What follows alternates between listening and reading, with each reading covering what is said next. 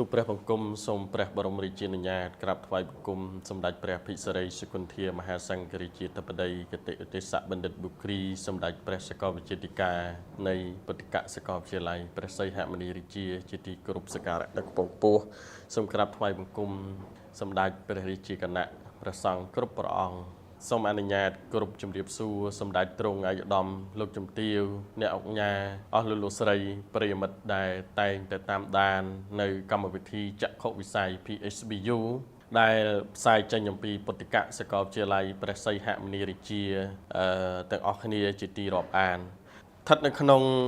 វេលានេះឱកាសដ៏សែនមនោរម្យនេះលោកនាងនឹងបានជួបជាមួយនឹងវាគ្មិនកិត្តិយសរបស់យើងមួយរូបទៀតគឺលោកគ្រូបណ្ឌិតសភាចារ្យសោមសុមនីដែលលោកគ្រូគឺជាសមាជិកពេញសិទ្ធិនៃរាជបណ្ឌិតសភាកម្ពុជាផងដែរសូមអនុញ្ញាតគ្រប់ជំរាបសួរលោកគ្រូ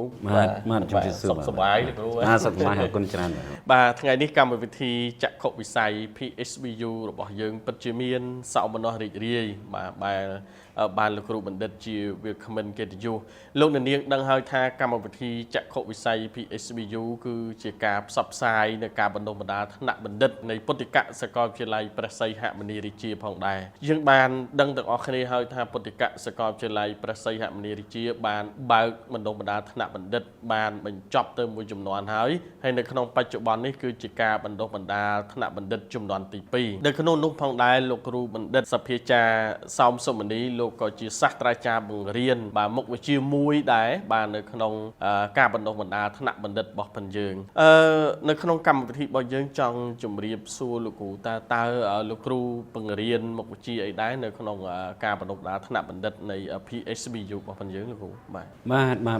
នៅក្នុងកម្មវិធីពុទ្ធិកសាកលវិទ្យាល័យព្រះសីហមុនីរាជារបស់យើងនេះខ្ញុំ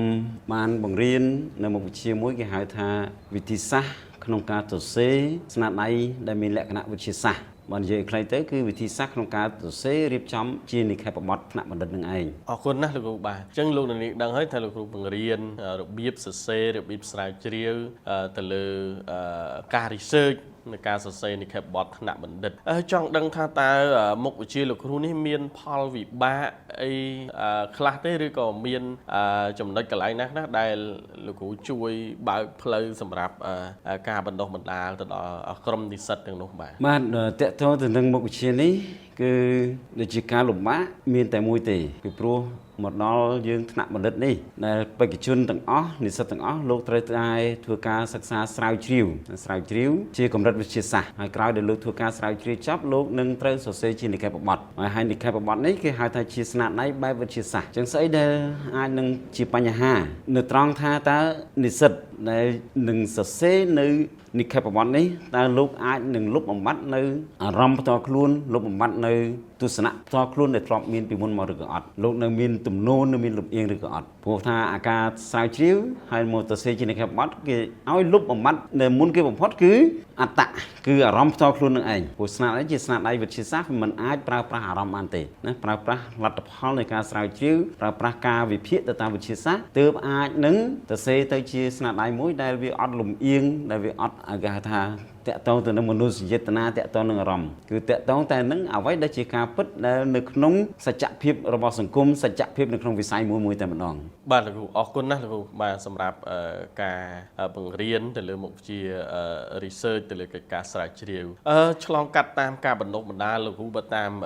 ខ្ញុំដឹងលោកគ្រូបានបណ្ដុះបណ្ដាលពីចំនួនហើយគឺចំនួនទី1និងចំនួនទី2នេះដែលកំពុងតែសិក្សានេះទៅលើចំណាប់អារម្មណ៍របស់និស្សិតក៏ដូចជាអារម្មណ៍របស់និស្សិតដែលកំពុងសិក្សាចំនួនទី2នេះលោកគ្រូយល់ឃើញយ៉ាងម៉េចដែរចំពោះទឹកចិត្តសិស្សទៅលើការរៀនមុខវិជ្ជារបស់លោកគ្រូនេះពួកគាត់នឹងអាចចាប់យកបានកម្រិតណាហើយបើចាប់បានច្រើននឹងចេះអ្នកដែលយកក្រេបជញ្ជក់ពីលោកគ្រូច្រើននឹងអាចទៅសេបានលឿនទេឬក៏អ្នកមិនចាប់បាននឹងទៅសេយឺតឬក៏យ៉ាងម៉េចដែរលោកគ្រូតាក់ទងអារម្មណ៍និស្សិតរបស់បងយើងបានតាមដែលជាពិសោធន៍របស់ខ្ញុំកន្លងមកហ្នឹងឃើញថានិស្សិតគាត់ចាប់បានគាត់យល់នៅបញ្ហាហ្នឹងព្រោះអាការងារនេះវា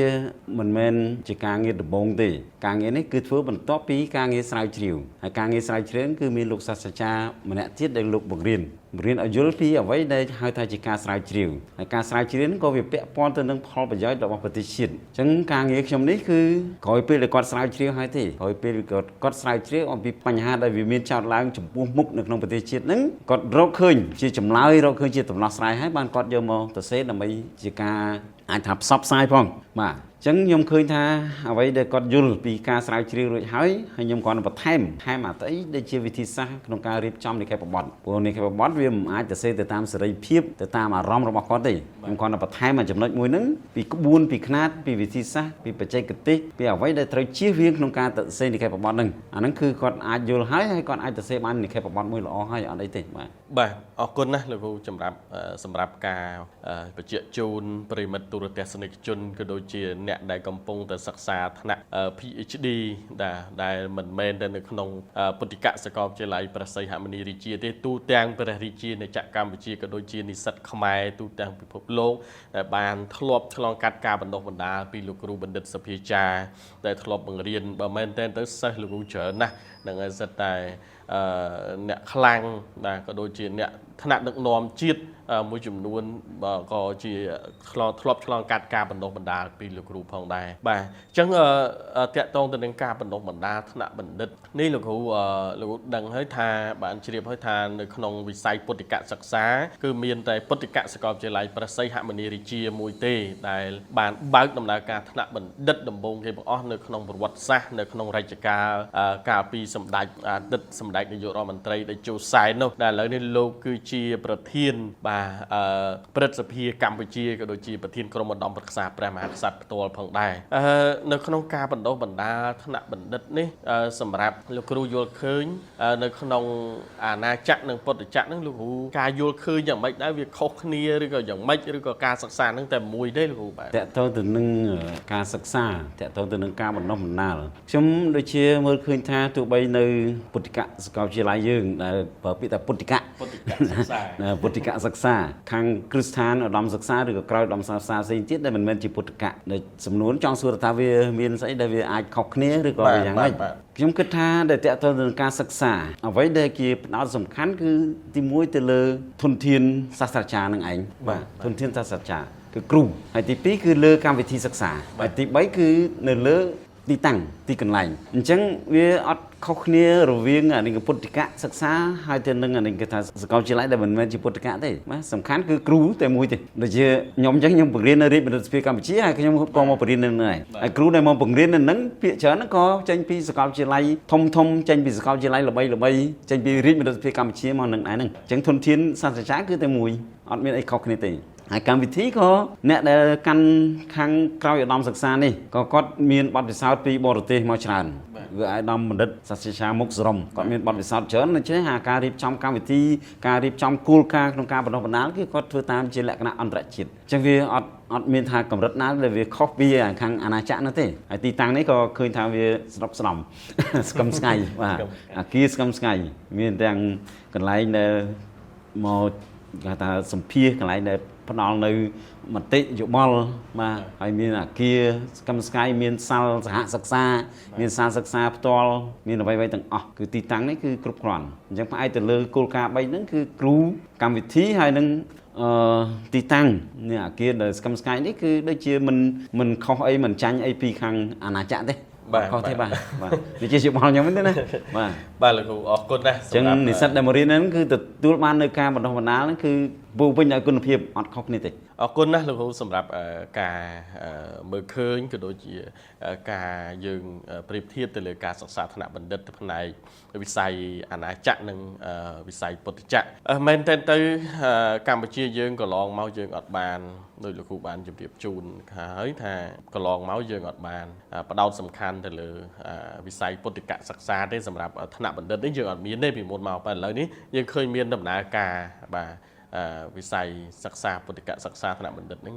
រហូតទៅដល់3សាកលហើយដែលកំពុងតែដំណើរការនៅក្នុងព្រះរាជាណាចក្រកម្ពុជាអញ្ចឹងការសិក្សា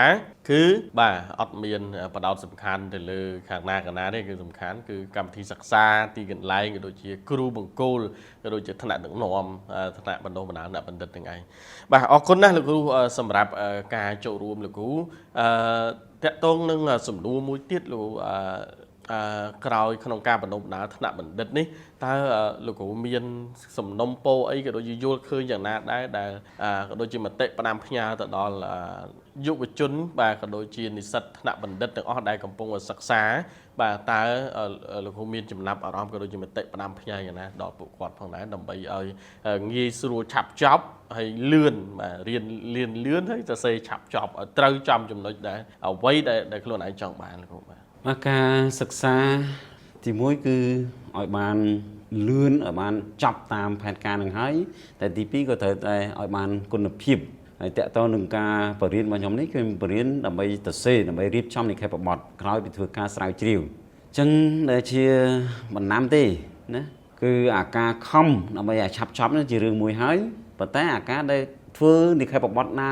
ដែលវាអាចមានប្រយោជន៍ទៅដល់ប្រទេសជាតិទៅដល់សង្គមជាតិអាហ្នឹងវាតកតទៅនឹងគេហៅថាប្រធានបទនៃការស្រាវជ្រាវអញ្ចឹងសូមឲ្យ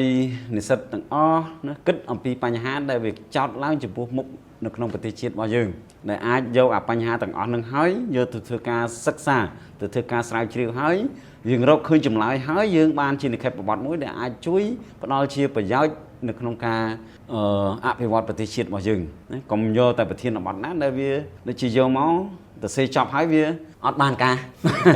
ហើយពាក្យនេះខ្ញុំមិនមែននិយាយតែឯងទេគឺសម្ដេចហ៊ុនសែនដែលលោកធ្លាប់ជានាយករដ្ឋមន្ត្រីលោកអាសានិយាយណាស់ពាក្យមួយម៉ាត់ហ្នឹងថារើសនិក្ខេបបទរើសប្រធានបទធ្វើនិក្ខេបបទធ្វើម៉េចឲ្យមានប្រយោជន៍ដល់នៃប្រទេសជាតិដល់វិស័យនីមួយៗអញ្ចឹងខ្ញុំមានតែប៉ុណ្្នឹងទេអាការខំឲ្យចប់តាមពេលវេលាតាមអានេះគេថាការកំណត់នោះវាល្អហើយណាឆាប់បានធនធានតែការដែលទៅសេនិក្ខេបបទមួយដែលមានប្រយោជន៍ដល់ប្រទេសជាតិគឺរឹតតែល្អទៅទៀតបាទអរគុណណាស់លោកគ្រូសម្រាប់ការចូលរួមជាវាគ្មិនហើយពេលវេលារបស់យើងក៏ដល់ល្មមនឹង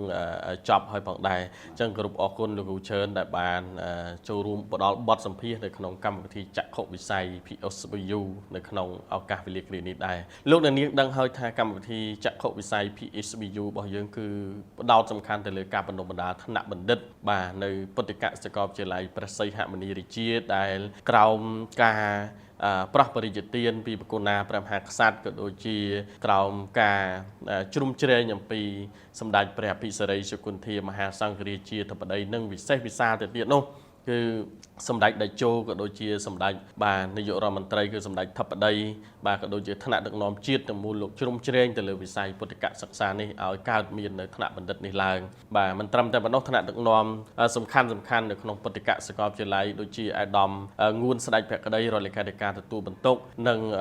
លោកសាកលវិទ្យាធិការសាកលវិទ្យាធិការរងបាទនិងលោកគ្រូអ្នកគ្រូនៅទីនេះគឺខិតខំប្រឹងប្រែងដើម្បីធ្វើយ៉ាងណាជំរុញឲ្យថ្នាក់បណ្ឌិតរបស់យើងដំណើរការប្រកបទៅដោយរលូននិងមានប្រសិទ្ធភាពបាទដោយយោងទៅតាមពាក្យបាទចង្អុលបង្ហាញក៏ដូចជាណែនាំរបស់សម្ដេចធិបតីថាធ្វើឲ្យលឿនបាទធ្វើឲ្យលះហើយបើមានការខកស្ទះនេះគឺត្រូវសុំគោលការណ៍បាទចំណុចនេះដែលធ្វើឲ្យចូលរួមមួយវិស័យពុទ្ធិកសិក្សានេះអាចចូលរួមអភិវឌ្ឍសង្គមបាទនៅក្នុងការបណ្ដុះបណ្ដាលធនធានមនុស្សបាទឲ្យកាន់តែរីកចម្រើនបាទអរគុណណាស់ជាចុងបញ្ចប់នៃកម្មវិធីទូព្រះបង្គំសូមបាទក្រាបថ្វាយបង្គំនិងព្រះបរមរាជានុញ្ញាតនិងអនុញ្ញាតក្រាបថ្វាយបង្គំលា